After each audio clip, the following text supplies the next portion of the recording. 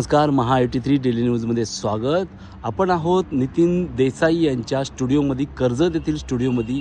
या स्टुडिओला Maharashtra film stage and cultural development corporation limited यांच्या वतीने नितीन देसाई यांच्या आर्ट वर्ल्ड स्टुडिओला टेक ओव्हर केलेलं आहे आणि ते आजपासून ओपन होत आहे.